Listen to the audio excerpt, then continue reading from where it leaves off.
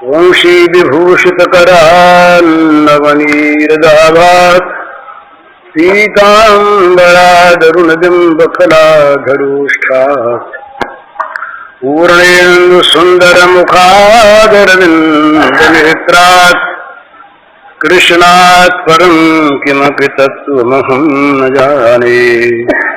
श्री हरि।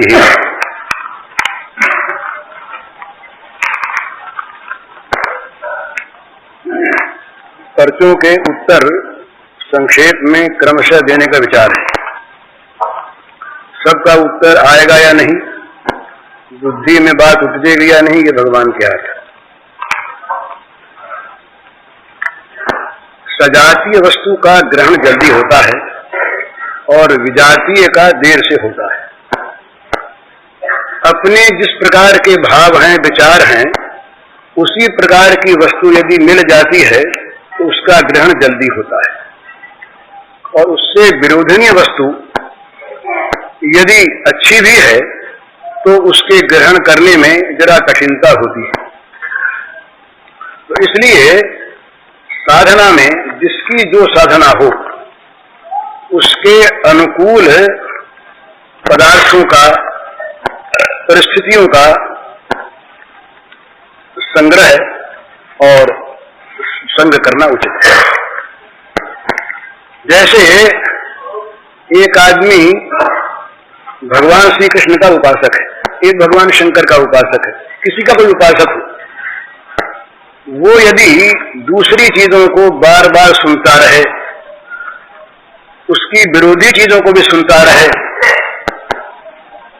तो क्या होगा, उसकी बुद्धि उसे ग्रहण तो करेगी नहीं पूरा पूरा, और अपने विषय में संदेह पैदा हो जाएगा, ये करें कि वो करें। तो ऐसी अवस्था में उसके लिए वो चीज अच्छी होने पर भी साधन में विघ्न कारक होगा।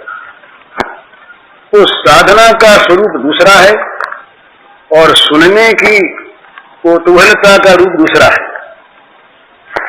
ये बड़ा अंतर है भला। ये तो उत्तम के अस बस मन माही, सपने वान पुरुष जग नाही। ये मनोविज्ञान का नियम, साधना का नियम, जिस विषय में जो लगा रहना चाहता है तो उसी की बात सुने, उसी की कहे, उसी को देखे, उसी का मनन करे, तो क्या होता है कि उसके विचार परिपक्व होते हैं, बद्धमूल होते हैं। और यदि वो बार बार नई चीजें सुनता, बार बार नई चीजें देखता, तो उसकी जानकारी तो बढ़ सकती है विविध वस्तुओं की, पर वो जानकारी भी सब अधूरी रहेगी, क्योंकि पूरी जानकारी के लिए पूरा जीवन लगाने की आवश्यकता है। तो वो अर्ध ज्ञान उसका रहेगा, थोड़ा इसका, थोड़ा उसका, थोड़ा उसका, तो मोदी की दुकान रहेगी, वो साधना मंदिर नहीं होगा। तो जिसको अपने साधना मंदिर का निर्माण करना है, उसको तो अपने साध्य को लेकर के ही चलना है, वो चाहे दूसरों की दृष्टि में निकृष्ट हो। और ये सिद्धांत है कि भगवान को लेकर यदि मनुष्य चलता है सच्चे अर्थ में, तो वो चाहे अपने भगवान का रूप कुछ भी करे, भगवान का अपना रूप तो अपना है ही ना। तो जब कभी भगवान कृपा कर उसको अपने रूप का दर्शन कराएंगे तो नकली नहीं कराएंगे, क्योंकि उनके पास नकली चीज है नहीं।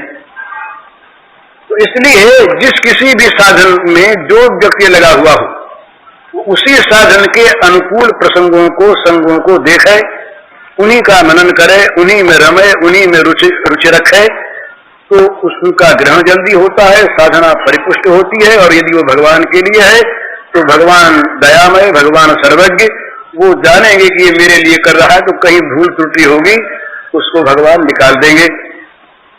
तो उचित यह है कि अपने मार्ग पर चलता रहे। अपना इष्ट बड़ा अच्छा, दूसरे के इष्ट बड़े अच्छे, पर हमें तो भाई इसी की आवश्यकता है। ठाकुर नंद किशोर हमारे ठकुरायन वृषभानुदली, और को समझे सो समझे, हमको इतनी समझ भली। इससे बड़ी समझ भी हो सकती है, इससे अच्छा भी भगवान का रूप हो सकता है, इससे बड़ा विलक्षण सूक्ष्म बुद्धि में आने वाला भगवान का तात्विक स्वरूप भी हो सकता है। वो सब ठीक है, पर हमको तो इतनी बुद्धि अच्छी है, इससे आगे की बुद्धि जो इस इष्ट को खो दे, एक बार यशोदा मैया तो जरा अच्छे अच्छे ब्राह्मण ऋषि मुनि आ गए, उनका संग आया। तो थोड़ी देर के लिए उनका भाव पलटा संग से। सब ऋषि मुनियों ने बड़े दयालु, पर आंख तो अपनी अपनी होती है ना। उन ऋषि मुनियों ने, महात्माओं ने बड़ी दया करके बड़े स्नेह से कहा, नंदरानी देखो भाई, तुमसे एक अनुरोध है। तुम हो बड़ी अच्छी, तुम्हारा स्वभाव बड़ा साधु, तुम्हारे आचरण बड़े पवित्र, तुम सब प्रकार से भगवत प्राप्ति के योग्य, ज्ञान प्राप्ति के योग्य। तुम इस लड़के में जो इतना मोहित हो रही हो, ये जरा कम कर। तो बोले कैसे कम करें? तो कहा भाई ज्ञान को प्राप्त कर। ज्ञान के प्रकाश में जितने भी तम है माया के, ये सब हट जाते हैं और यथार्थ वस्तु के दर्शन होते हैं।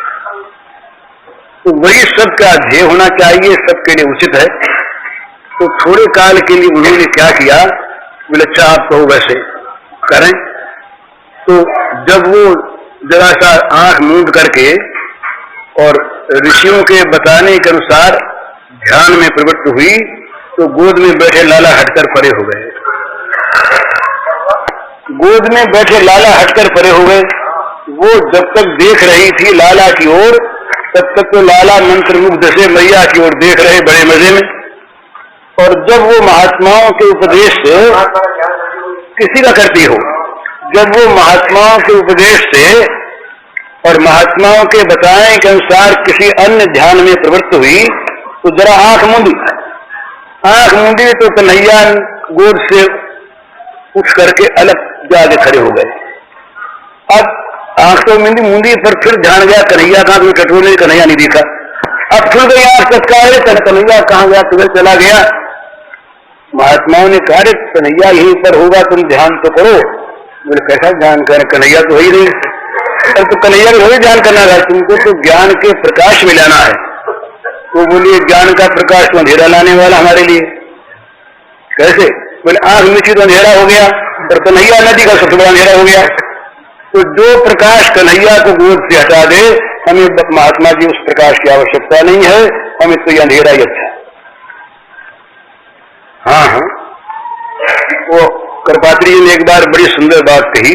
कृपात्री जी ने, उन्होंने कहा कि जो ज्ञान भगवान श्री कृष्ण को मन से हटा दे, उस ज्ञान में आग लग जाए। ये उनके शब्द, हमारा शब्द। और मधुसूदन सरस्वती ने तो 15वें अध्याय की टीका में लिखा, मधुसूदन सरस्वती ने, अजमेर सिद्धिकार, वो कहते हैं कि जो श्री कृष्ण को भगवान नहीं मानते वो नरकगामी होंगे।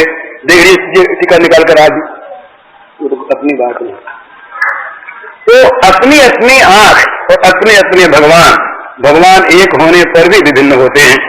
भगवान दो चार नहीं। तो साधना में साधक के लिए ये आवश्यक है कि निर्गुण का साधक बार बार सगुण की चर्चा न करे, कोई आवश्यक नहीं। वो अपने मार्ग पर चलता रहे। भगवान तो निर्गुण है ही, जहां उनको सगुण मानते हैं वहां भी निर्गुण नहीं है।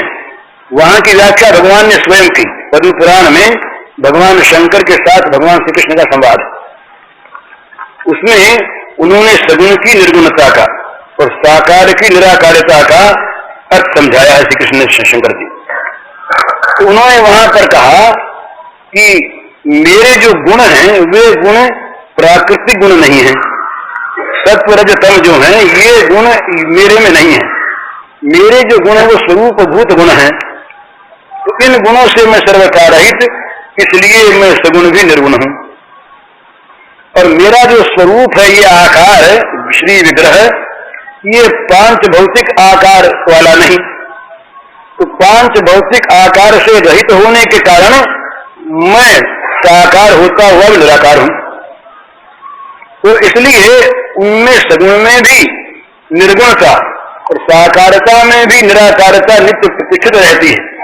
और जहां साकारता और सगुणता को हम नहीं देखते वहां वो निर्गुण निराकार है ही। इस अवस्था में निर्गुण का उपासक सगुण वाले को मंद अधिकारी तो न बतावे, नीचा तो न बतावे, खंडन मंडन न करे, तो अपने निर्गुण के मार्ग पर सीधा चलता चले, ये उसके लिए आवश्यक है। इसी प्रकार साकार सगुण भगवान की पूजा करने वाले उपासक जिस रूप जिस नाम में उनकी रुचि हो उसी में लगे रहें और उसी की अनुकूल बातों को सुनते देखते रहें। ये इसलिए ये जो संप्रदाय है ना, संप्रदायों को अगर अच्छी दृष्टि से हम देखें तो बड़े काम की चीज।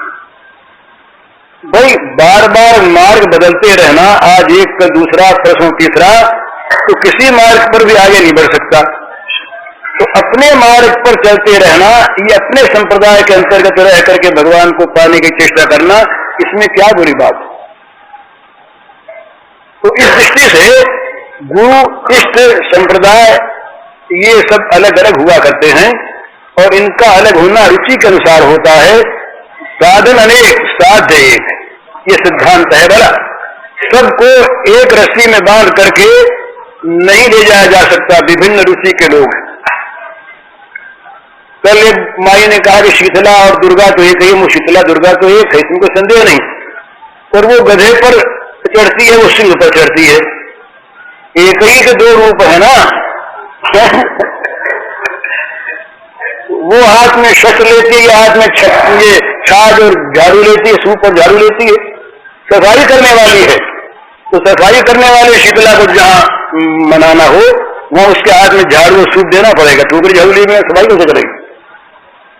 और गधे बिना पूरा कौन धोएगा? तो जरूरत है जहां किसी दैत्य के सामने जाना हो वहां दुर्गा, वो दशपहरणधारिणी माँ दुर्गा सिंह वाहिनी वो, और जहां किसी रक्त बीज का रक्त पीना हो वहां चामुंडा देवी आवेगी। तो चामुंडा में, शीतला में, दुर्गा में, लक्ष्मी में, सरस्वती में, माँ काली में, तारा में अंतर नहीं, परंतु महद अंतर है। अपने अपने स्थान में अलग अलग साधना की आवश्यकता होती है। हर आदमी, बच्चे की साधना पढ़ाई अलग और एमए क्लास वाले के अलग, पढ़ना दोनों को है।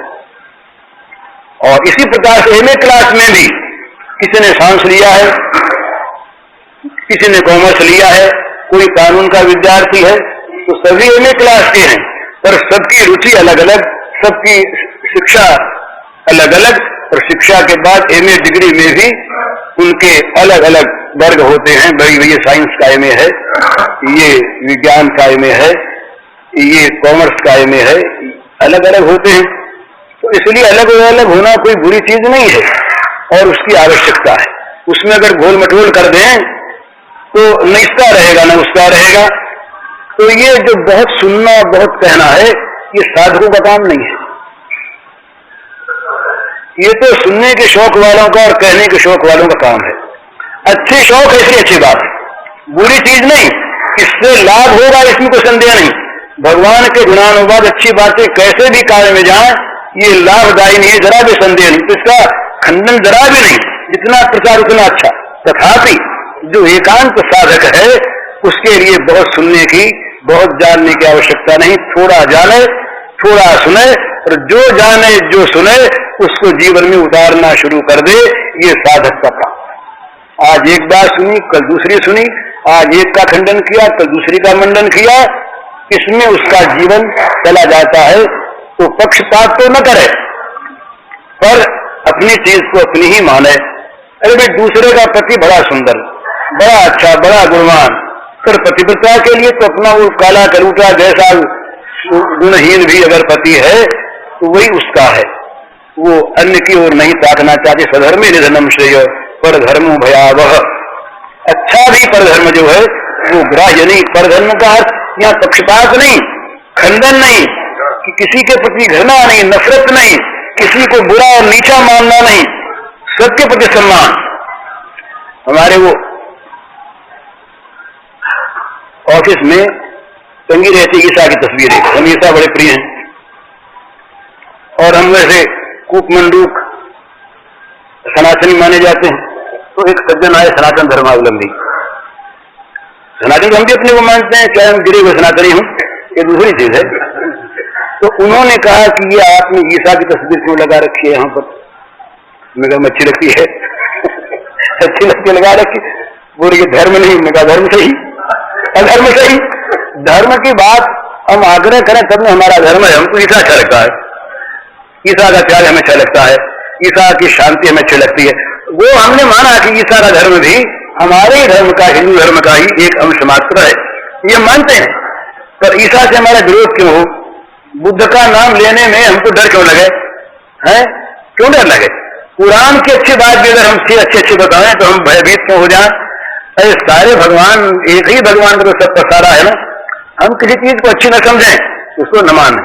अरे हमारे यहाँ अगर कोई खास आग्रह ऐसी बात का हो कि जिसको हम पाप समझते हैं, हमारी बुद्धि पाप कहती है, दूसरे शास्त्र पाप कहते हैं, हमारे लिए आवश्यक नहीं उसको हम करते ही रहें, इसलिए कि वो हमारे पोथी में लिखी इसलिए करनी है। तो शास्त्र को मानना है, शास्त्र के अनुसार चलना है। तो शास्त्र के साथ साथ मनु महाराज के कथनानुसार दो बात और होनी चाहिए, सत्पुरुषों के द्वारा आचरित हो और अपने मन को भी मान्य हो। इसके बिना केवल शास्त्र पर काम नहीं चलता।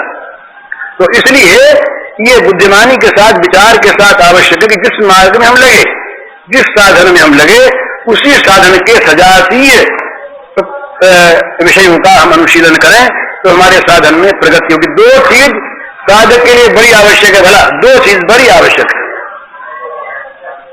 इसके बिना काम नहीं चलता।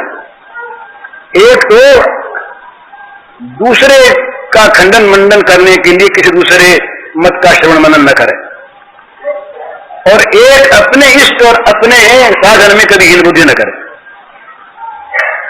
जब अपने साधन अपने इष्ट में हीन बुद्धि आई तो ये साधना ढीली हो जाएगी, तत्काल ढीली हो जाएगी। बोले ये तो हम करते तो हैं पर ये शायद ठीक न हो जाए, शायद आया वही जीवन हिल गया। शायद आते ही जीवन का जो एक अचल और अचल भाव है वो तत्काल हिल जाता है और वो हिला कि साधना नष्ट होने लगी। तो इसलिए बड़ी आवश्यक बात है अपने साधन पर अटल रहे और दूसरे के साधन की ओर न ताके, न उसे बुरा बतावे और न उसे किसी प्रकार से खंडन मंडन की चीज बनावे। अपने मार्ग पर सीधा सीधा चलता रहे तो वो साधना उसकी आगे बढ़ेगी और वो उसमें कामयाब होगा।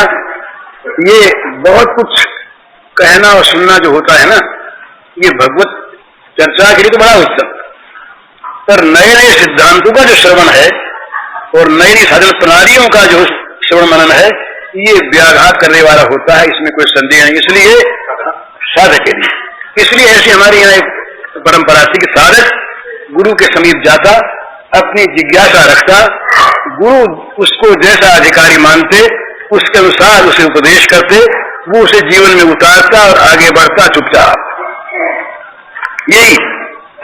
और यदि वो ऐसा न करे तो वो अधिकारी शिष्य नहीं माना जाता, वो उसको व्यभिचारी भावापन्न कहते हैं महाराज।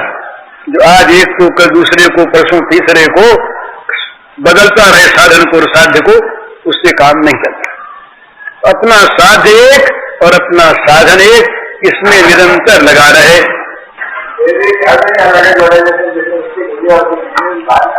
है वो निश्चय होने के बाद ये तो निश्चय में गड़बड़ी रह जाती है ना, बार बार आज ये कल वो परसों तीसरा यूं भटकता रहे, उसका मन तो निश्चय नहीं हो सकेगा। हाँ तो वर्ण नहीं होगा ना, वर्ण ठीक नहीं हुआ तो सारी बात गड़बड़ हो जाएगी। तो वर्ण करने के लिए आवश्यकता इस बात की कि वो एक को सुने, एक को देखे, एक में जाए, एक की ओर चले, ये बड़ी आवश्यक बात। दूसरी बात क्या है, ये तो एक प्रश्न का उत्तर कि सजातीय को ग्रहण करे, विजातीय को ग्रहण जहां तक पड़े न करे। दूसरा इसका एक है कि भाई भगवत प्रेम पथ में अनन्यता की कितनी महत्ता है, सारी अनन्यता की महत्ता है, लेकिन उसमें एक बात है, जितने भी अपने इष्ट के अतिरिक्त दूसरे रूप हैं और जिनको दूसरे साधक इष्ट मानते हैं, प्रेम करते हैं, उनमें न तो हीनता का भाव करे और न उनको दूसरा माने और न उनको भजे, न तो उनको भजे और न दूसरा माने और न हीनता का उनमें बोध करे। तो कैसे? जैसे एक आदमी श्री रामचंद्र का उपासक है, भगवान राम, एक आदमी भगवान शंकर का उपासक है, एक आदमी भगवान श्री कृष्ण का उपासक है, एक आदमी निर्गुण ब्रह्म का उपासक है। तो वो राम का उपासक क्या समझे? राम का उपासक ये भी न समझे कि ब्रह्म, शिव और कृष्ण ये उससे अलग हैं, और ये भी न समझे कि ये उससे नीचे हैं, और ये भी न समझे कि अलग अलग हैं, और ये भी न समझे कि हमको इनकी उपासना करनी चाहिए। तो क्या समझे वो समझे कि हमारे ही राघवेंद्र वहां पर श्री कृष्ण बने हुए हैं, और श्री कृष्ण के नाम से पूजने वाले हमारे राम को पूजते हैं। वहां हमारे राम शिव बने हुए हैं, और शिव के उपासक शिव रूप से हमारे राम को पूजते हैं। वहां हमारे राम निर्गुण ब्रह्म बने हुए हैं, और निर्गुण ब्रह्म के उपासक हमारे राम के निर्गुण रूप में उपासना कर रहे हैं। इसलिए न तो वो अलग हैं, न वो छोटे हैं, और जब हमारे राम हैं तो हमें ये रूप प्यारा, हम इसकी उपासना करते हैं, उनके हम क्यों करें, और न अलग अलग हैं। जरा सोचिए, भगवान 150 नहीं होते, सत्य एक है, भगवान एक है, परंतु यदि हम अपने भगवान के सिवा दूसरे सबके उपास्य भगवान को भगवान नहीं मानते, तो हमारे भगवान हमारी छोटी सी सीमा के अंदर बद्ध मूल होकर अल्प बन जाते हैं, और जो अल्प हैं वो भगवान नहीं, ब्रह्म नहीं। और यदि हम उन सबको अलग अलग भगवान मानते हैं तो इतने भगवान हो जाते हैं, सभी छोटे हो गए, तो वो भी भगवान नहीं रहे। और अगर हम उपासना को बदलते हैं तो हम कहीं पर जाकर टिकते नहीं, तो भी हमारे लिए अनन्यता नहीं रही, पागलपन हो गया। और यदि हम उन्हें छोटा बड़ा मानते हैं तो वो हमारे को छोटा मानेंगे, हमारे वाले को, और हम उसके बाद छोटा मानेंगे, तो हमने अपने भगवान छोटा कर दिया। इसलिए अनन्यता का अर्थ यह है कि दूसरे के भगवान हमारे भगवान से अलग नहीं, दूसरे के भगवान हमारे भगवान से छोटे नहीं, दूसरे के भगवान हमारे भगवान हैं, तो दूसरे के भगवान हमारे उपास्य नहीं उस रूप में। इस प्रकार से अन्य इष्टों के प्रति भाव करे। और एक बात इसमें और, संतों में क्या भाव करे, संतों में क्या भाव करे, तो भाई ऐसी बात है, जिस संत के जो अनुगत हो, संत सभी भगवत रूप है। अगर संत हैं, यूं तो संत की बात क्या, नरक का कीड़ा भी भगवत रूप है, कोई संदेह नहीं इसमें। नरक के कीड़े में भी घृणा न करे, नरक का कीट भी हमारे लिए पूज्य है भगवान के नाते, बंदो सभी राम के नाते। जितने भी जगत में चराचर भूत प्राणी हैं, वे सब के सब भगवत रूप यत्किंच भूतम प्रणवेदन्य, सबको अनन्य भाव से प्रणाम करे। अब रही संत की बात, तो संत में जिस संत का जो अनुगत हो, संत में भगवत बुद्धि करना, गुरु में भगवत बुद्धि करना पाप नहीं, पर गुरु कहीं अपने को भगवान बता करके भगवान को तो बोले हटा दो और हमको बैठा लो यहाँ पर, ये जरा सावधानी की चीज है। यहाँ पर कुछ सावधान हो जाना चाहिए कि ऐसी बात ये कह क्यों रहा है। तो संत के अनुगत हो, अपने संत के अनुगत हो, उसका कहा माने, उस गुरु के मन के अनुसार करे, पर दूसरे संतों में अवज्ञा बुद्धि न करे। अरे भाई, एक संत आए हमारे, हम तो बड़ी कसौटी ऐसी कस लेते हैं। एक संत मान लीजिए आए, तो उनको सर्दी लग रही थी, उन्होंने कहा भाई हमें तो चाय पीनी है, और चाय में जरा सा अदरक डाल देना। बोले ये तो आसक्ति वाले हैं, ये विषयाशक्ति वाले संत हैं। अब इस प्रकार से हम संत को तोलेंगे ना, तो भगवान भी शायद हमारी तुलना में भगवान न जचे, समझे। तो सच्ची बात ये, संत को तोलने न जाए, असली लाभ उसके मां कहीं धोखा भी हो, और अगर हमारी ठीक संत बुद्धि है तो धोखे से हमको भगवान बचा ले। जानबूझकर धोखे में हम पड़े, वो यही वही होगा ये कि जहां कोई न कोई हमारा भी व्यक्तिगत स्वार्थ होगा छिपा हुआ भी। कोई संत के साथ हमको पूजा मिलेगी, मान मिलेगा, भोग मिलेगा, तो क्यों समर्थन करें, है तो दोष। तो वहां तो वो दोषी है। और यदि वो ठीक ठीक संत मानता है, तो पाषाण में, पत्थर में हम भगवान को मानकर भगवान को पा लेते हैं। किसी चेतन में, चाहे उसके आचरण कैसे ही हो, हम अगर भगवान को मानेंगे तो वो अपने आचरणों से भले दूषित हो, पर हमारे लिए उसमें भगवान प्रकट हो जाएंगे, इसमें कोई संदेह की बात नहीं। ये श्रद्धा विश्वास अपनी बात। तो किसी को तोले नहीं, तोलने के जहां दोष दिखे अपने अलग हो जाए, और अपनी कसौटी एक ये करे, बड़ी सुंदर कसौटी सार्वभौम, जिसके संग से हमारे अंदर भगवत भाव की वृद्धि होती हो, दैवी संपत्ति बढ़ती हो, तो भगवान का आश्रय करके अपने संत के अनुगत रहें और दूसरे संतों की समालोचना न करें। तेरे भावे जो करो भलो बुरो संसार, नारायण तू बैठ कर अपनो भवन गुहार, साधक के लिए आवश्यक है। अब जो प्रचारक हैं, आचार्य हैं, उनकी बात वो जाने, उनकी बात कहने का समालोचना करने का हमें अधिकार नहीं, क्योंकि पेशा तो उपदेशक का मैं भी कर रहा हूं पर नालायक उपदेशक हूं, ऐसी चीज है, तो उसका तो अधिकार नहीं। तो इसलिए ये दूसरे प्रश्न का उत्तर ये हो गया कि किसी भी भगवत स्वरूप में और किसी भी संत में अवज्ञा बुद्धि न करे। भगवान में तो दोष बुद्धि कभी होती नहीं, चाहे वो शिव हो, चाहे राम हो, चाहे विष्णु हो, चाहे श्री कृष्ण हो, चाहे देवी हो। संतों में दोष बुद्धि हमारी हो सकती है कभी, तो वहां पर उस संत को दोषी न बचाकर अपने को बचा ले, अपने को अलग रखे, अपने को दोष का ग्रहण तो यदि कोई घर का भी कहे तब भी न करे। पिता माता की आज्ञा माननी सर्वदा उचित है, पति की आज्ञा मानना पत्नी के लिए सर्वदा उचित है, पर वहां उसके दो भेद होते हैं। एक तो होता है, वो बहुत कम होता है वैसी स्थिति कि जहां पिता माता पति गुरु जो कुछ भी कह दे वो भगवत वाक्य है, ऐसी बुद्धि हो, वहां तो और चीज होती है।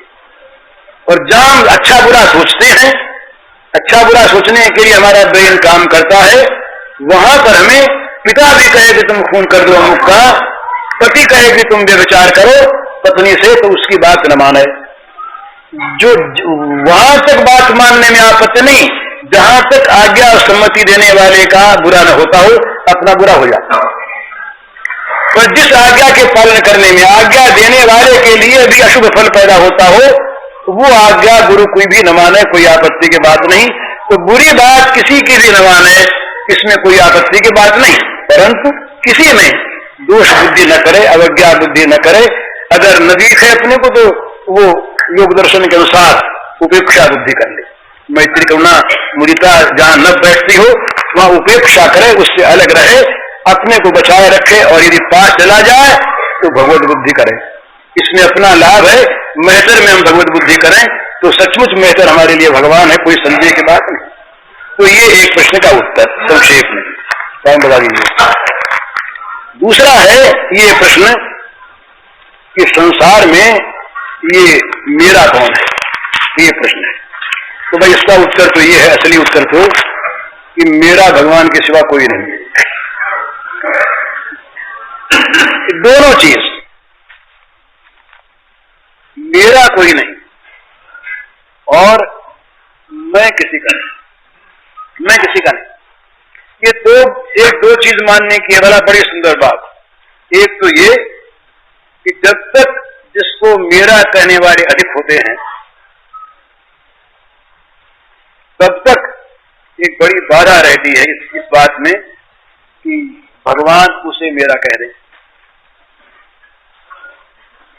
और जब तक बहुत सी वस्तुओं में मेरापन रहता है, तब तक भगवान को मेरा कहने इसमें बाधा रहती है। दोनों चीज विचारने के भला बोले हमारे इतने स्नेही है भाई, क्या करें। वो सभी हमें तो अपना मानते हैं, सभी मेरा मानते हैं। अभिमान बोलता है, मोह बोलता है। तो वो जब तक ऐसा मानता है कि संसार में मुझको मेरे कहने वाले बहुत, तब तक भगवान उसको मेरा कहने में सकुचाते हैं। तो भगवान का मेरा ही, और वो कह देगा भगवान से कि महाराज आप मुझको मेरा मानते हो तो माना, तो इतने आदमी मुझको मेरा मानते कि हमको छोड़ दूंगा आपके लिए। वो चाहे इस भाषा में न कहे, पर जीवन के आचरण से वो कहता रहता है। जिसको बहुत लोग मेरा मानते हैं उसको भगवान मेरा कहने में सकुचाते हैं। यद्यपि है भगवान का ही, क्योंकि वो भगवान का एकाधिपत्य अपने ऊपर स्वीकार नहीं करता। वो कहता कि मैं बहुतों का मेरा हूं, तो केवल भगवान का मेरा ही क्यों।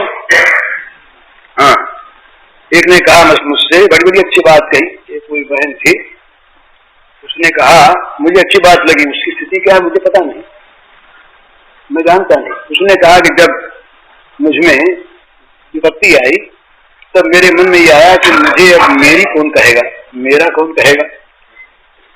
उसके बाद ही ऐसी चीज घटी कि भगवान ने मेरा कह दिया। बड़ा अच्छा, बड़ा अच्छा। अगर ये सत्य है तो इतनी अच्छी बात है कि यहाँ के मेरे कहने वाले अगर कोई भी न रहे और नहीं रहने चाहिए, नहीं रहने का ये नहीं कि वो सब मर जाए मिट जाए, ये अर्थ नहीं। अपने प्रति उनका मेरा भाव छूट जाए तो क्या होगा, भगवान उसे मेरा कह देंगे।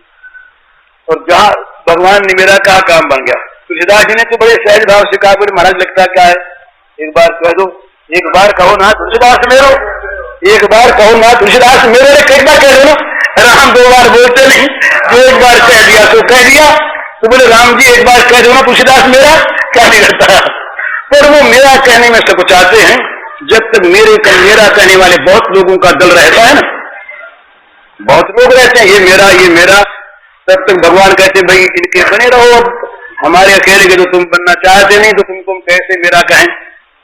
भगवान मेरा उसको कहना चाहते हैं। ये बड़ी समझने की बात कि हम जहां भगवान का एकाधिपत्य अपने ऊपर स्वीकार कर लेते हैं, एकाधिपत्य, हम भगवान के ही मेरे और किसी के मेरे नहीं, ये चीज जब हमारे जीवन में आ जाती है तो भगवान कह देंगे कि तुम मेरे। और दूसरी चीज, हम बहुत चीजों को मेरी मेरी कहते हैं, ये मकान मेरा, ये धन मेरा, ये पुत्र मेरा, ये मकान मेरा, ये जमीन मेरी, ये कीर्ति मेरी, नाम मेरा, यश मेरा, न मालूम कितनी कितनी लाखों करोड़ों वस्तुओं में हमारा मेरापन फैला हुआ है। जब तक लाखों वस्तुओं में मेरापन फैला है तब तक हम निश्चित रूप से भगवान से कैसे कहते खुलकर कि तुम ही मेरे हो। भगवान कहेंगे भाई बात तो तुम्हारी ठीक, हम तुम्हारे हैं, तो तुम तो बहुतों को मेरा मान रहे हो ना, तुम्हारी ममता तो न मालूम कितनी जगह बिखरी पड़ी है, तो उन्हीं में तुम हमको भी मेरा मानना चाहते हो। जैसे वो तुम्हारे वैसे ही मैं भी तुम्हारा बन जाऊं।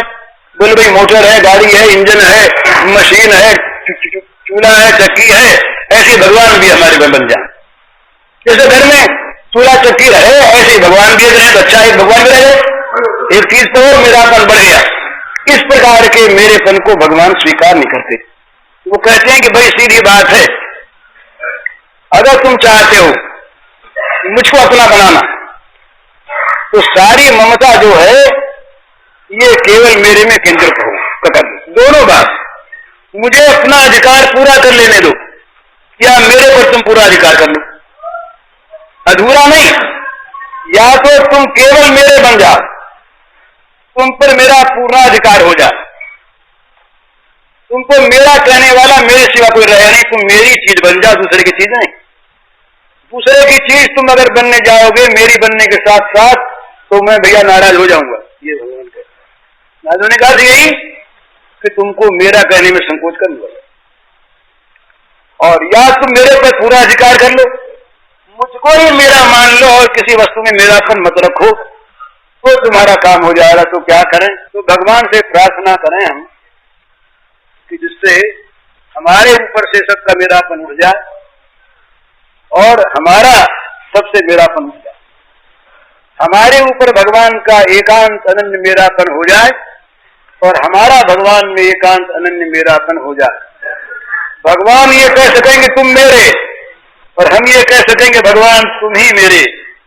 ये दोनों बातें भगवान को स्वीकार है।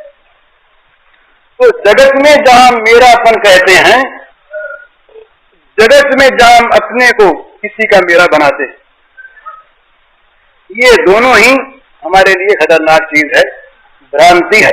तो भगवान के नाते सबको मेरा कहे, इसमें आपत्ति नहीं। जैसे मैनेजर अपने फर्म की सारी चीजों को मेरा कहता है, मेरा शब्द कहने में कोई आपत्ति नहीं। शब्दों से डरना और शब्दों को बदल लेना शुरू नहीं बदलता। इससे हम कहेंगे बोले ये शरीर उस पार जाएगा और हम कहेंगे हम उस पार जाएंगे, इसमें कोई भी गड़बड़ी नहीं है, चाहे शरीर का है और चाहे मैं का है। पर शरीर में मैं बना है और शरीर हम अलग कहते हैं तो कोई बात नहीं, और इस मैं में अगर मैं नहीं है और मैं कहते हैं तो कोई आपत्ति की बात नहीं। भाषा से कुछ बनता बिगड़ता नहीं, असल में भाव से होता है। तो संसार की वस्तुएं रहें कोई आपत्ति नहीं, उनका उपयोग भी करें, उनकी संभाल भी करें, पर करें वैसे ही जैसे मैनेजर अपने मालिक की वस्तु की करता है। उसे मेरा मेरा भी कहता है। आज हम अपनी दुकान गए थे, आज हमने अपना ये काम किया, ये हमारी चीज है। नौकरों से कहेगा वो मैनेजर कि देखो वो चीज हमारी है, भला ठीक से रखना। हमारी माने अपनी, और अपनी माने मालिक की। तो मालिक की चीज मानकर मैनेजरी के हिसाब से गुमाश्ते की भांति सेवक के नाते हम उसका भली भांति आचरण करें, कोई आपत्ति की बात नहीं। परंतु यदि हम उसको मेरा मान लेते हैं तो महाराज एक तो होती है ये बेईमानी, दूसरा कोई चीज हमें दे संभाल सेवा के लिए और हम उसके मालिक बन बैठे। ये मंगलनाथ जी महाराज यहाँ पर थे, पहले बड़े महात्मा रहे, तो कुछ मुकदमे प्रारब्धवश हो गए थे, तो उनको मुकदमों के दृष्टांत याद आते। जैसे जगत की चीज तो यही है ना। तो एक दिन बोले हो कि भैया एक बात याद रखो, अगर मालिक की चीज को अपनी मान बैठोगे तो तुम्हारी चीज तो रहेगी नहीं, तो तुम मालिक के तुमसे छिन जाएगी, पर तुम पर बेईमानी का मुकदमा चलेगा और तुम्हें जेल हो जाएगी। चीज भी गई, इज्जत भी गई और जेल भी हो गई है? तो ठीक यही बात, सारी चीज भगवान की, सामान भगवान का, और हम कह देंगे तो हमारा। तो रखो देखे मरते समय हमारी चीज को, हमारी उस मकान को ले जाओ अपने साथ, किताब पर ढो करके नहीं जाएगा। मालिक की चीज रहेगी मालिक की। हमने उसको मेरा कहा, मेरा माना, ये बेईमानी की, इस चोरी का, इस अपराध का हमें दंड मिलेगा, चीज हमारी रहेगी नहीं। तो मालिक की चीज मालिक की रहे, मालिक को मालिक की चीज हम बराबर देते रहें ईमानदारी के साथ। मालिक की चीज पर मालिक का आधिपत्य माने, अपना मेरापन तो केवल सेवा के लिए। तुम कौन बोले सेवा, ये मेरा, मेरी चीज जो है वो सारी सेवा वृत्ति में आकर केंद्रित हो जाए।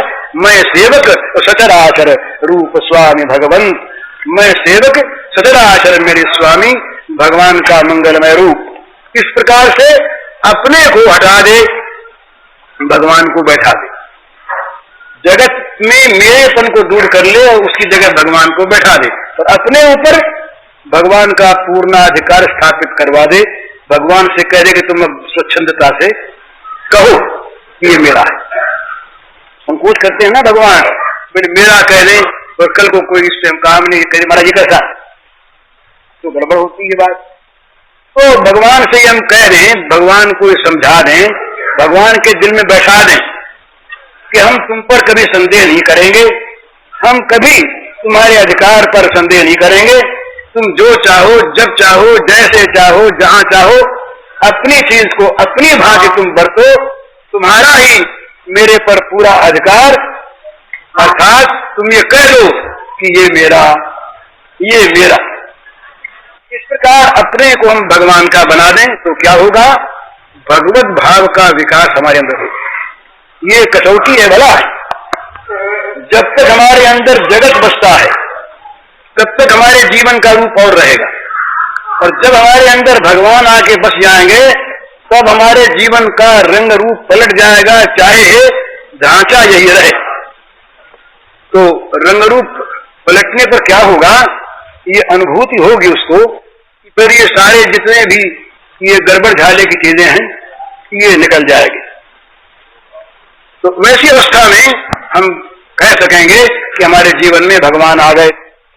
तो इसके पहले हम भगवान से प्रार्थना करें कि भगवान हमारे, एक तुकबंदी सुनाता हूं मैं आपको इसी भाव की, ये प्रश्न देखें हो गया कि नहीं। ये मेरे का प्रश्न बड़ा सुंदर, मेरा भगवान को बना दें और हम भगवान के हो जाएं।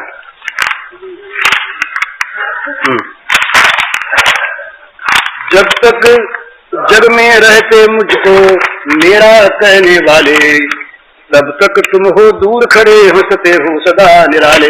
भगवान से कहता है, जब तक जग में रहते मुझको मेरा कहने वाले, तब तक तुम हो दूर खड़े हंसते हो सदा निराले।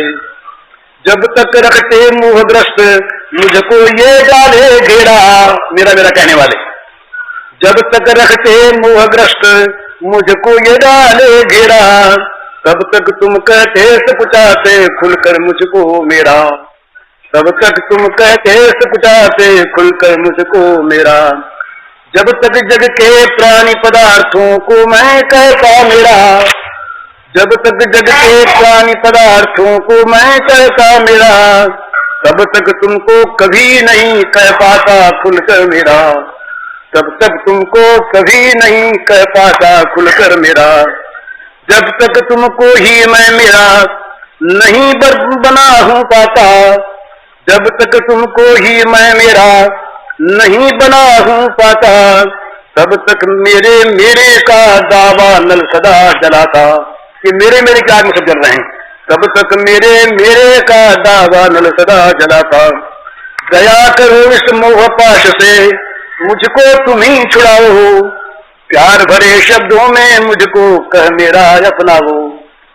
दया करो इस मोह पाश से मुझको तुम ही छुड़ाओ, प्यार भरे शब्दों में मुझको कह मेरा अपनाओ।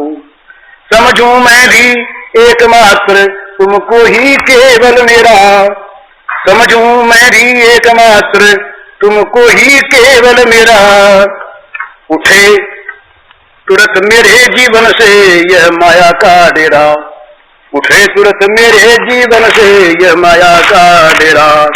जब ये हो जाएगा भगवान मेरे और मैं भगवान, तो जीवन में भगवत्ता आए, सब संसार का अनुभव बदलेगा। वो अनुभूति कैसी होगी? जग में सुख दुख लाभ हानि चिरजीवन मृत्यु मान अपमान, जग में सुख दुख लाभ हानि चिरजीवन मृत्यु मान अपमान। सभी तुम्हारे खेल सभी में भरे तुम्ही मेरे भगवान, सभी तुम्हारे खेल सभी में भरे तुम्ही मेरे भगवान। इससे मिलता मुझे सर्वदा सब में सुखद तुम्हारा स्पर्श, सब में दुख में मृत्यु में हानि में अपमान में। इससे मिलता मुझे सर्वदा सब में सुखद तुम्हारा स्पर्श, अतः नहीं हो पाता मन में कभी शोक उद्वेग अमर्ष। इससे अतः नहीं हो पाता मन में कभी शोक उद्वेग अमर्ष। किसी अवस्था में भी होती नहीं अशांति नहीं उर्दाह, किसी अवस्था में भी होती नहीं अशांति नहीं उर्दाह। हसमुख सदा दिखता प्रभु को, हसमुख सदा दिखता प्रभु का नित्य नवीन पूर्ण उत्साह, हसमुख सदा दिखता प्रभु का नित्य नवीन पूर्ण उत्साह। दुख मरण दारुण से भी, दुख मरण दारुण में भी तुम मधुर दिखाते मोहन रूप, दुख मरण दारुण में भी तुम मधुर दिखाते मोहन रूप। होता सद्य स्मरण एक बच रहता चिन्मय मोदय रूप, होता सद्य स्मरण एक बच रहता चिन्मय मोदय रूप। छाए रहते सतत नित्य प्रतिदिक में परम शांति आनंद, छाए रहते सतत नित्य प्रतिदिक में परम शांति आनंद। हो चाहे कैसा भी कहीं मनोहर घोर कांड स्वच्छंद, हो चाहे कैसा भी कहीं मनोहर घोर कांड स्वच्छंद। सभी दृश्य हैं एक तुम्ही लीलामय के अभिनय सुंदर, सभी दृश्य हैं एक तुम्ही लीलामय के अभिनय सुंदर। सब में तुम्ही नृत्य करते ऋषि मुनि मनहर नित नटनागर, सब में तुम्ही नृत्य करते ऋषि मुनि मनहर नित नटनागर।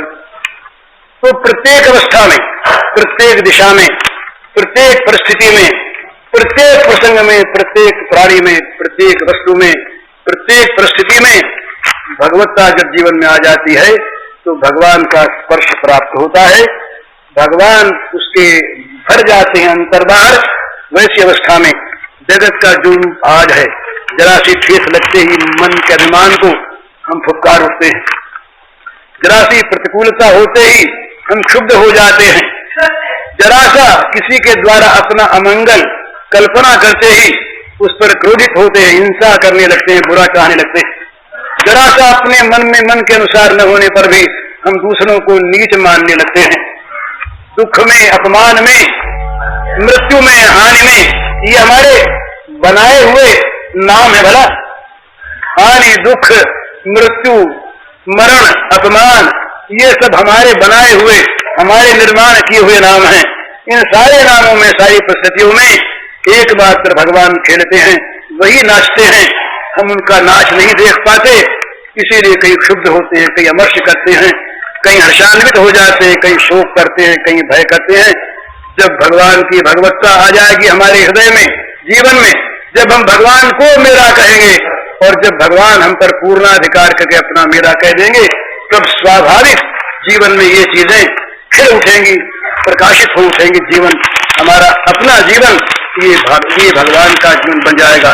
दैवी संपत्ति के फिर फूल, ये इनके बीज बोने नहीं पड़ेंगे, खिलाने नहीं पड़ेंगे।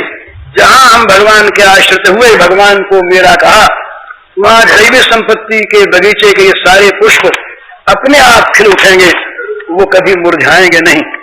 ये फूल मुरझाते हैं, वे फूल मुरझाएंगे नहीं, उनका विकास उत्तरोत्तर अधिक से अधिक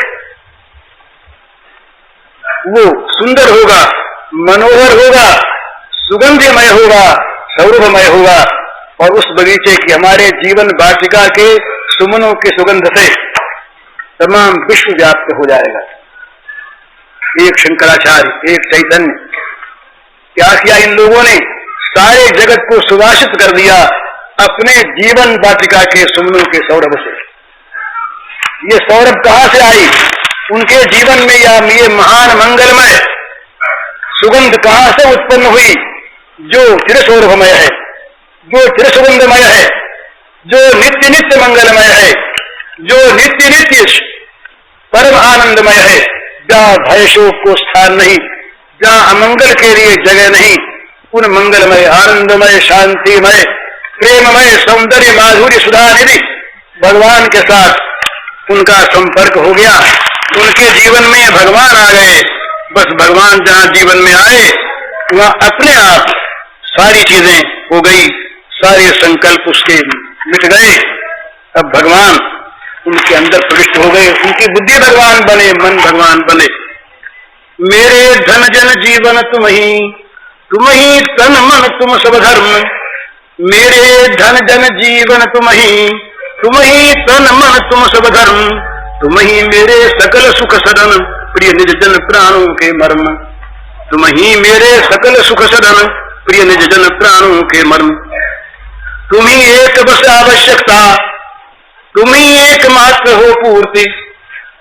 तुम ही एक बस आवश्यकता, तुम ही एकमात्र हो पूर्ति।